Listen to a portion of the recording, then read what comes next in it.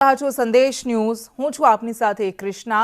રાજ્યમાં બપોરે 12 થી 2 વાગ્યા સુધીમાં 64 તાલુકાઓમાં વરસાદ વરસ્યો છે અને સૌથી વધારે મહેસાણામાં 2 કલાકમાં 2.24 ઇંચ વરસાદ ખાબક્યો તો તાલાલામાં 2.17 ઇંચ વરસાદ ખાબક્યો।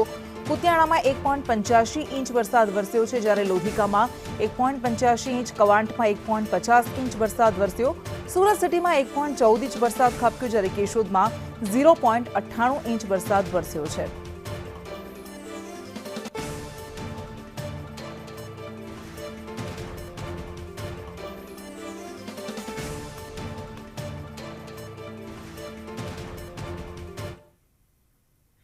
તરફ રાજકોટ શહેરમાં ધોધમાર વરસાદ તૂટી પડ્યો। યાજ્ઞિક રોડ, કાલાવડ રોડ, રૈયા ચોકડીમાં વરસાદ વરસ્યો। આ ઉપરાંત જામનગર રોડ, રેલનગર, પોપટપરામાં પણ વરસાદ વરસ્યો। કુવાડવા રોડ, યુનિવર્સિટી રોડ પર પણ વરસાદ વરસ્યો। મવડી, નાના મવા, 150 ફૂટ રિંગ રોડ પણ વરસાદ વરસ્યો। આમ રાજકોટને પણ મેઘરાજા ગમરોળી રહ્યા છે। ભર બપોરે અહીંયા અંધારું છવાયું અને ત્યારબાદ ભારે વરસાદ તૂટી પડ્યો હતો। સવારથી મેઘાડંબર વચ્ચે બપોર પડતા જ એકાએક ધોધમાર વરસાદ તૂટી પડ્યો। એકરસ વરસવાનો શરૂ થઈ ગયો। ભીષણ ભારે વરસાદને પગલે વાતાવરણમાં ઠંડક પ્રસરી। શહેરના તમામ વિસ્તારો, યાજ્ઞિક રોડ, કાલાવડ રોડ, રૈયા ચોકડી, નાના મવા બધા જ વિસ્તારોમાં વરસાદ ખાબક્યો।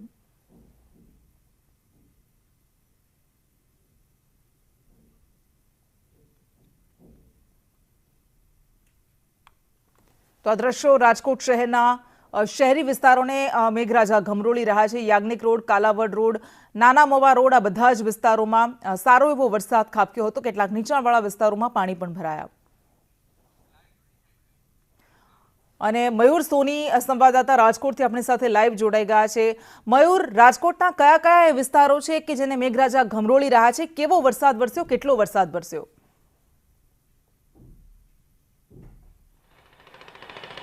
કૃષ્ણા, બરોબર 2 વાગે વરસાદ વરસવાનો શરૂ થયો હતો। ધોધમાર વરસાદ વરસવાના કારણે સમગ્ર રાજકોટ છે એ સર્જાત્ર વરસાદના કારણે આખા શહેરની અંદર ધોધમાર વરસાદ વરસવાના કારણે તમામ રસ્તાઓ છે, તમામ સોસાયટીઓ છે, તમામ વિસ્તારો છે એ જળબંબાકાર થયો એ પ્રકારના દ્રશ્યો તમે જોઈ શકો છો। અત્યારે સંદેશ ન્યૂઝની ટીમ રૈયા રોડ વિસ્તારની અંદર પહોંચી છે, આઝાદ ચોકની અંદર કે જ્યાં ગોઠણરૂપ પાણી ભરાયેલા છે।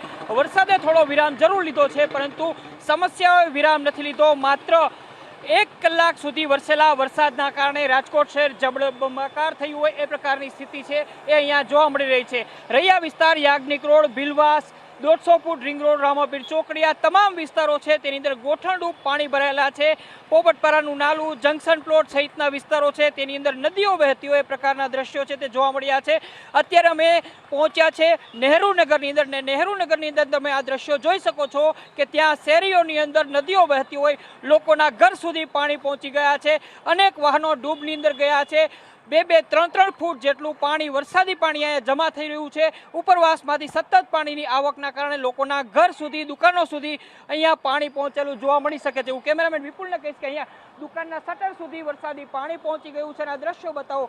દુકાનદારો છે એમની દુકાનો બંધ છે એટલે અંદરનો માલ સામાન છે એ પણ આ વરસાદી પાણીની અંદર પલળી ગયો છે। કૃષ્ણા, આ જ પ્રકારની સ્થિતિ ન માત્ર પોસ્ટ વિસ્તાર કે પછી પછાત વિસ્તાર પરંતુ રાજકોટ શહેરના તમામ વિસ્તારો 18 વોર્ડની અંદર આ પ્રકારની સ્થિતિ અત્યારે અહીંયા જોવા મળી રહી છે।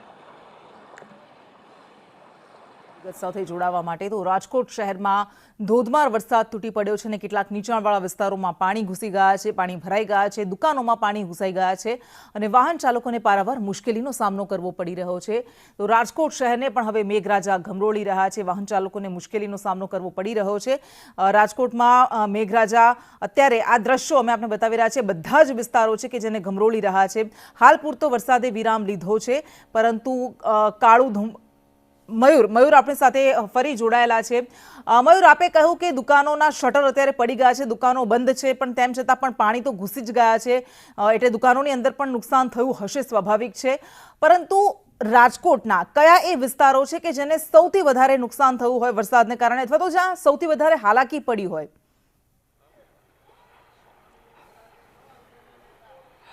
કૃષ્ણા, રાજકોટના પછાત વિસ્તારોની વાત કરીએ તો junction plot, Sindhi colony, Nehru Nagar અને આસપાસના વિસ્તારો સૌથી વધારે પ્રભાવિત થયા છે। રૈયા ગામનો જે તળ વિસ્તાર છે એ સૌથી વધારે પ્રભાવિત થયો છે। અત્યારે નહેરુનગરની અંદર લોકોની સાથે વાત કરશું। શું કહેશો, કેટલા પાણીની અંદર અહીંયા તમારે જીવવું પડી રહ્યું છે?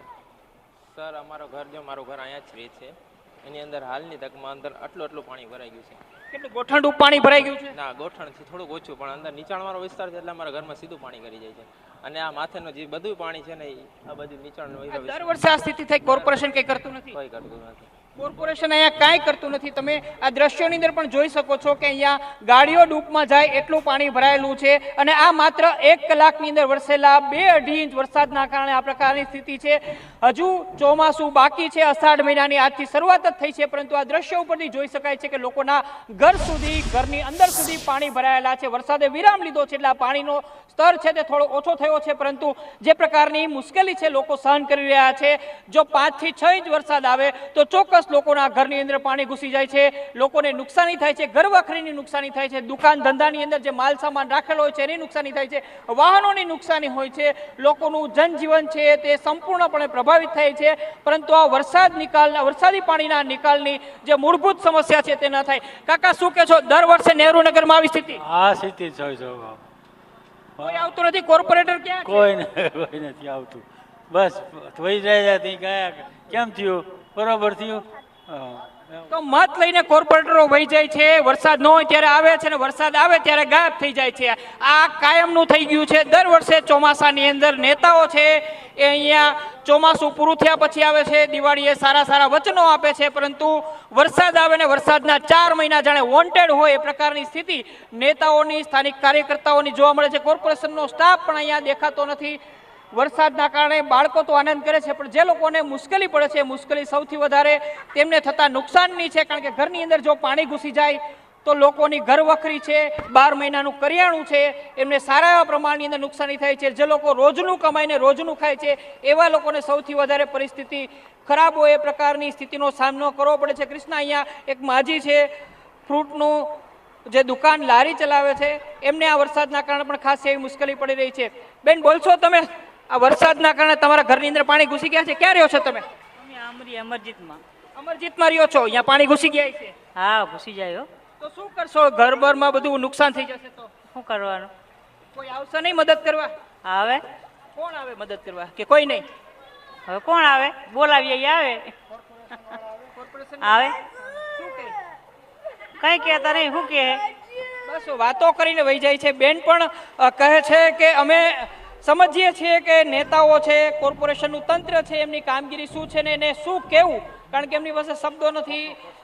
અહીંયા બાળકો છે, તમે જોઈએ જે પ્રકારે અહીંયા તમે સામે દ્રશ્યોની અંદર જો બહેનો છે, અહીંયા પાણી નીચું ઉતરે માટેની રાહ જોઈ રહ્યા છે. લોકો છે, એમની સાથે આપણે વાત કરશું, કારણ કે ઘરવખરીનો નાશ થઈ જાય, નુકસાની થઈ જાય. અને સામે જે પ્રકારે બહેનો શું કહેશો, અહીંયા વરસાદી પાણી તમારા આંગણા સુધી આવી ગયું? બહુ આવી જાય ભાઈ, દર વખત નથી અમારું આંગણા સુધી નહીં, ઘરમાં અમારે આવી જાય. અમારે આટલા વરસાદ 1 ઇંચે ન પડ્યું હોય રાજકોટમાં, અને આટલો આવે પાણી, તમે જોઈ લ્યો કે અમે હેરાન થઈ જાય. સામે આ મંડપ શેનો બાંધ્યો છે? શું આ તો અત્યારે અમારો મોહરમ મહિનો છે એટલે 10 દી રહેશે એની માટે નથી, પણ આ શેરીનું કાયમનું છે. આજે હું તો 21 વર્ષથી રહું છું, પણ બધા કહે છે છેલ્લા જેટલા છે ને વર્ષથી એટલા વર્ષથી આટલું જ પાણી ભરાય. બિલકુલ, અહીંયા બેન 2 દાયકાથી 21 વર્ષથી રહી છે, પરંતુ તમે વરસાદી પાણીનો પ્રવાહ જોઈ શકો છો. સામે મોહરમ મહિનાના કારણે જે માંડવો નાખેલો હતો સબીલ માટેનો કે અન્ય કાર્યક્રમ માટેનો, એ પણ વરસાદની અંદર ધોવાઈ ગયો છે. લોકોના ઘર સુધી પાણી પહોંચી ચૂક્યા છે.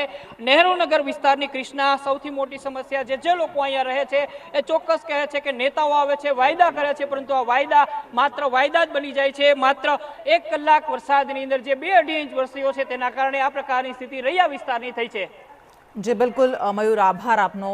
એટલે આ દરેક શહેરની આવી જ હાલત છે. એકંદરે રાજકોટ હોય, અમદાવાદ હોય, એ સુરત હોય, વડોદરા હોય, બધી જ જગ્યાએ થોડી વધારે વરસાદ વરસે, એક જ સારો ભારે વરસાદ અને આ શહેરોના વિકાસની પોલ ખુલી જાય છે.